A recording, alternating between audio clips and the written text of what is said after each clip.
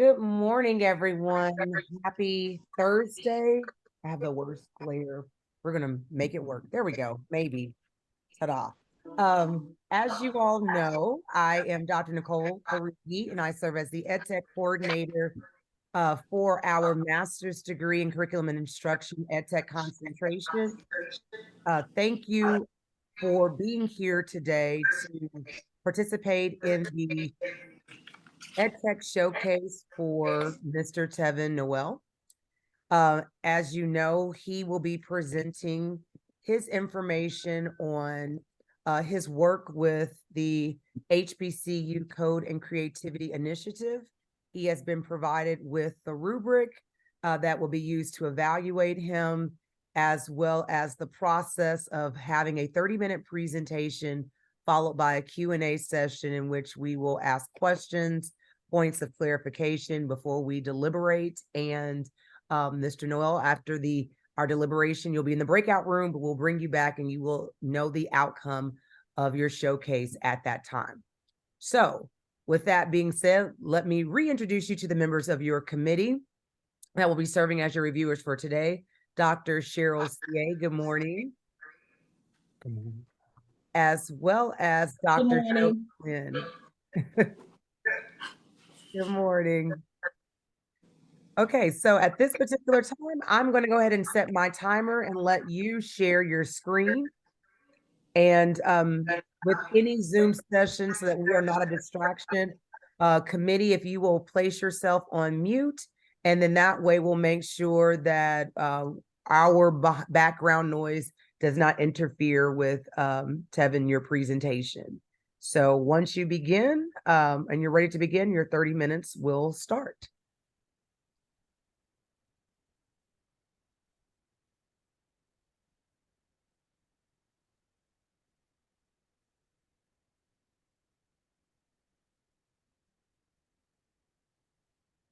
And just to let you know, on my end, I see the lovely Apple background. Okay. There we go. There we go. And then also just to let you know, Tevin, we also have Dr. Daniels, who was able to join in. She's going to be listening, but she did notify me that she has a hard stop time. So if she disappears, she will still be providing comments on what she observed during her time. Good morning. Thank you. All right, so you're free to begin. Awesome. Thank you, guys. Thank you, Dr. Rigi and committee. I am Tevin Noel, Senior IT Manager here at Tennessee State University for HBCU C2. I'll be presenting on promoting coding and creativity competencies amongst HBCUs, which is the HBCU C2 initiative here at TSU, and as it relates to my role.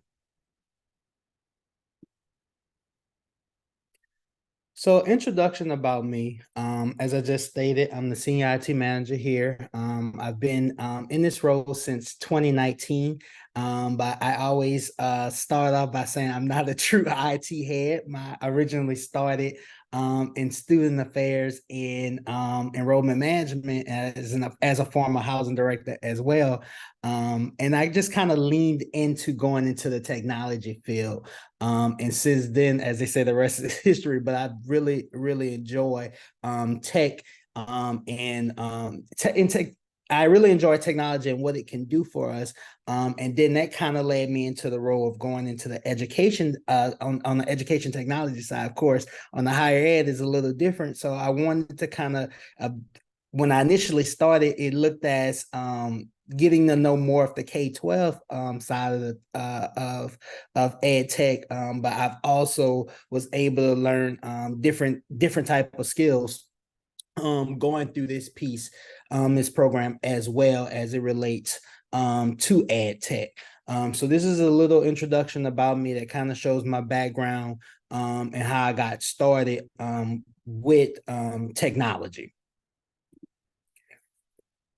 The next slide is my goal statement as it relates to the education technology philosophy. My overall, I'm not going to read slide for slide, but in the synopsis, my overall goal statement involves leadership, empowerment, teamwork, and partnerships, communication, encouragement, technology, and professional development and integrity. Ultimately, my goal is to provide the HBCU C2 community and students with high quality instruction and leadership that meets the needs of each student, each individual end user. I also create an equitable and engaging learning and development atmosphere to foster success, whether that's on the technology side or just from the learning side as well. So that was my goal. That's part of my philosophy when working with this program. So part of the HBCU C2 community is creating opportunities that will diversify the tech workforce, by removing barriers and innovating STEM education, developing lifelong pathways, as well as in engaging the other C2 HBCUs in the effort with key industry partners so that the contributions lead to more skilled, diverse workforce pipeline for high demand technical and creative careers. So part of the goals for the C2 initiative was to expand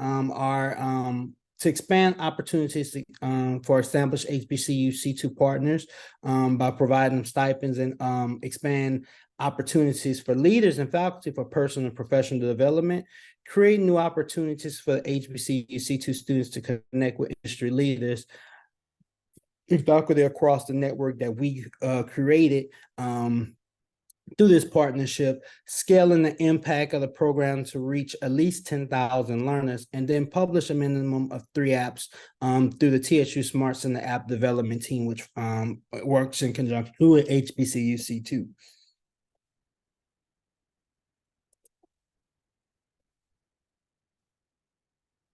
So with that, HBCU C2 serves as the national hub by providing educators and students multiple pathways and opportunities to acquire essential digital literacies and coding create skills. As the national hub, we support them by operating the program nationally, cultivating the C2 practice, delivers professional learning, and connecting the HBCUs with key resources, which I play a big part in.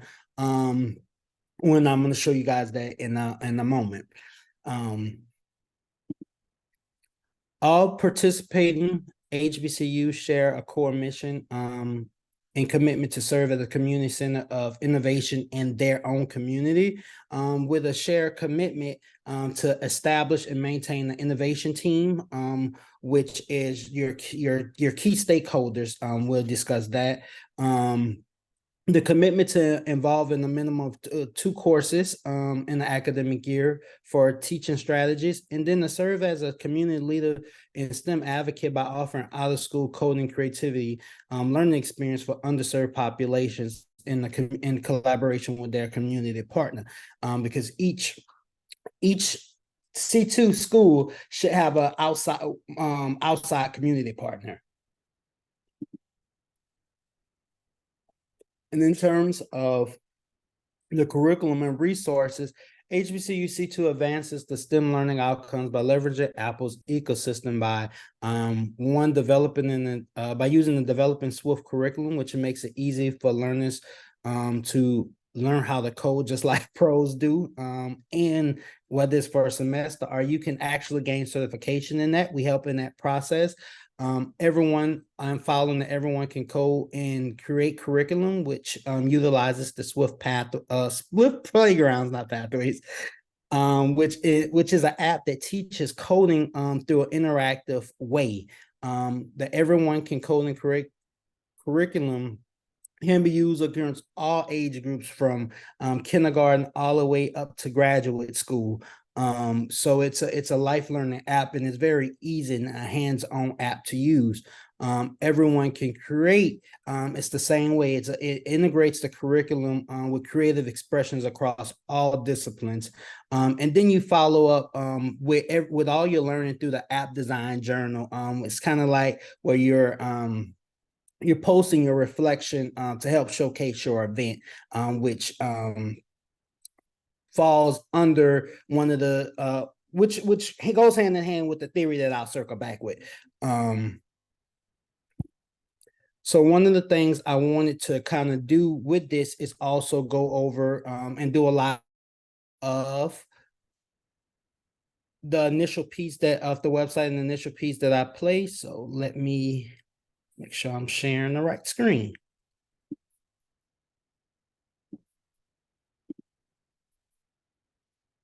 Can you guys see my screen? Yes. All right. Yes. Thank you. So initially, the why, the challenge was creating a website where we can showcase what what we do, plus also have it a hub for the showcasing of all the activities and artifacts from the program. So I created and built this website around everything that we needed at that point and still need at that point in time, but also learning place to host artifacts and having for the professional learning side as well, a place to have the learning materials and videos and quizzes and so forth. So in here, under the professional learning is just a resource where we place all learning activities where the C2 community come and get their resources as it relates to anything that they're working with, whether it's on demand or if it's self-paced learning as you go, because we utilize several different tools about it. And the wonderful thing about the entire site, before I even go any further, which meets one of the rubric standards, was accessibility. For the visually impaired, you can go ahead and set the accessibility adjustments as needed, based off of whatever accommodation you may need for visually impaired, seizure safe, ADHD friendly profile, and so forth. And that's no matter what page you are on the website. So in terms of professional learning, the professional learning videos as well, which started off, this is one of the professional learning places that we're able to host and look at videos and then take quizzes for things. Just the recordings there. And it's all set up in course style, which touches on the connectivity, connectivity learning theory, as well as the pieces that I manage on the back end part of it. It's just building out the custom pages, which tells the custom pages, the design and the mission of HBCU C2. The membership page, which shows all our partners that TSU serves as the national hub, and then all our community centers and hubs, our partner schools there. And then one of the things I do want to point out is our C2 Partner Finder, which showcases all, sorry about that.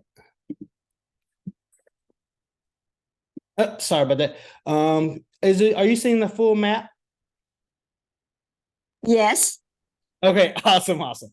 Which showcase all our digital impact against these are all our C2 partners in the United States. Now, the map does not show our 3 partners that we have over in Africa, but shows a diversified outreach for all our different partners. So if I zoom into the map where you see the 2s and 3s, those are like 3 or 4 partners in that particular area.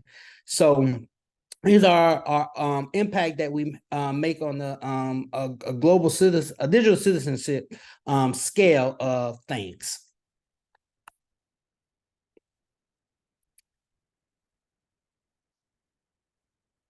The website talks about the app development, which I mentioned earlier in our presentation, that we do app development for the community based off of the apps that you submit. We build them out for you guys for the C2 community. News, partner finder, the calendar that shows the different events that we have coming. So any trainings or anything that we offer here will essentially be found in this piece here as well. And then if you need to contact us, you can contact us by any methods shown.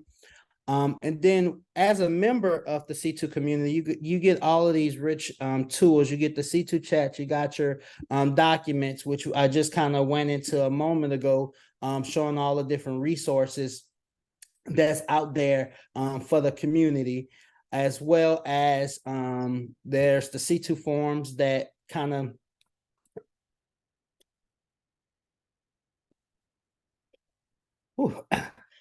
the C2 forums that utilize for the for grant operations of this program, and then surveys so we can collect feedback and any links or FAQs that you may need to assist you in your program. And of course, we got the help desk to provide feedback as well. So this was one of the tool selections that we utilize for on the C2 side.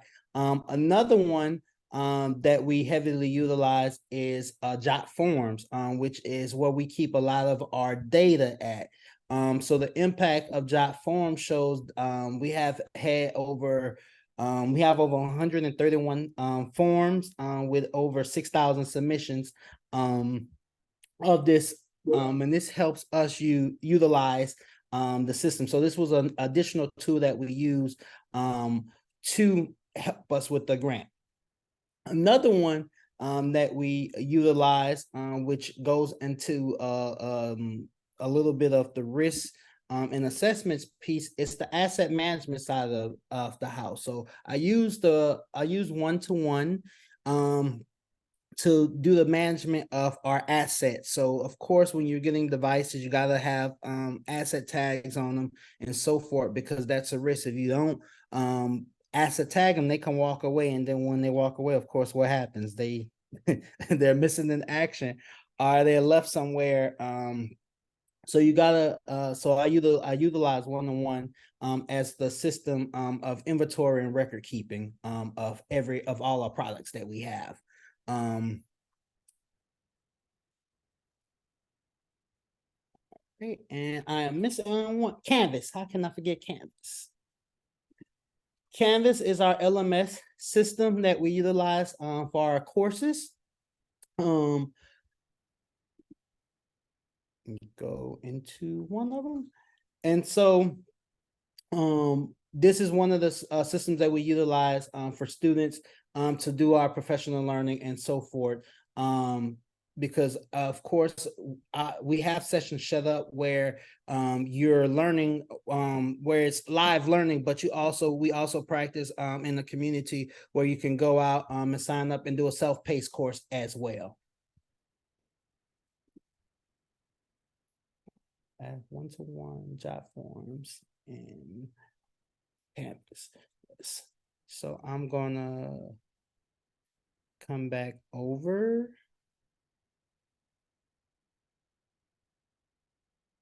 1 second to get back my screen.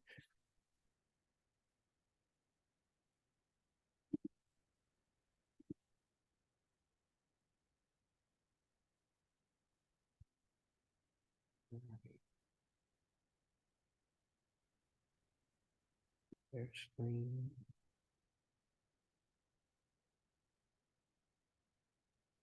All right. So going back into the program overview. So the program commitments involve maintaining the C2 campus innovation team. So every HBCU C2 partner should have a campus innovation team, which I'll go into that team in a moment, but it should consist of executive sponsor, a program manager, 2 faculty members, an IT professional, and a student leader. And they support any grant technology and equipment that support. They also support the innovation team for professional learning and campus implementation. And then they're ensuring participation of their faculty in making sure they attend the required C2 learning series from the C2 national team. And then also the last thing is to implement campus courses and community education offerings on their campus. So a little bit about the innovation team and their roles. The executive sponsor is the campus evangelist for the C2 program and the mission, and they serve as the core leadership team for the C2 initiative. I'm not going to go into the responsibilities of each, just kind of talk about the roles of each. So the program manager is the operational leader of the program implementation on campus and in the community, and they serve as the primary point of contact for us here at TSU and industry partners.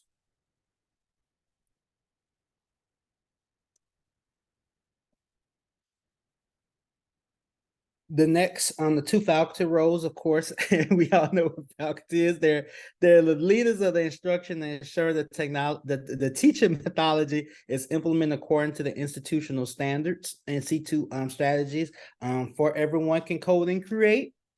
And then the IT professional works with the innovation team to determine the proper applications and configuration needed for the deployment of devices. Because of course, one of the key stakeholders to have in that is the IT professional, because they kind of determine what the technology looks like on your campus. So should it be set up in a one-to-one? Should it be kind of set up in a lab? That IT professional is definitely needed there to kind of help with the deployment of things. And then the C2 leader, you need a champion student advocate for the campus to promote the student's voice and also to help with that student implementation side of things, as far as, if you trying to build out an app and whatnot. All right. And then the program also falling on the program commitment. What does a HBCU C2 implementation commitments kind of look like? It's modeling and supporting the HBCU C2 mission and vision, participating in data sharing and research for the program impact and outcomes, serving the campus innovation team faculty members for professional development, campus innovation team, which must participate in innovation. I'm getting tongue tied here. Participate in a minimum of one course through the curriculum and identify a community-based organization, and then collaborate with at least 3 community partners and events to service their community to service their community that's around them. The innovation team benefits. The C2 program supports educators by participating in HBCUs by providing access to devices, personalized professional learning, curriculum, and resources, and more. Educators earn badges, so that one of the benefits of this program, you become an Apple teacher with this. And this is a list of all the different pieces that can help you obtain that. So as a faculty member, what will you learn? You're participating in professional development courses that we put out there for you. The 3 available courses: design thinking and digital skills for educators, teaching code for educators, and coding create for community educators are the basics, but you're still learning. You still can enroll in self-paced, Swift, and so forth. The innovation team expectations is ongoing participation. I'm not going to go through the list, but to have ongoing participation to make essential success. If you follow these pieces here, you'll have those. And then the sequence of events, if you needed a sample timeline of how this implementation will work on the HBCU C2 campus, it starts in the first fall with onboarding orientation, and goes up to the following fall for the program innovation and implementation series. And that's how which would be a sequence of events there. So to tie this all back together of what we do and the theories that play a part in it, we utilizing what we do in the HBCU C2 community plays a part in 3 of the learning theories: the experiential, the connectivities, and then the constructivism learning theories, which all connects through the HBCU C2 community through the work that we do. Thank you. Thank you, Tevin. Breathe. You had eight I was minutes. looking at the time. I'm You sorry. had 8 minutes to spare, but I don't know. I didn't know if you had a timer with you or not, but whew, breathe.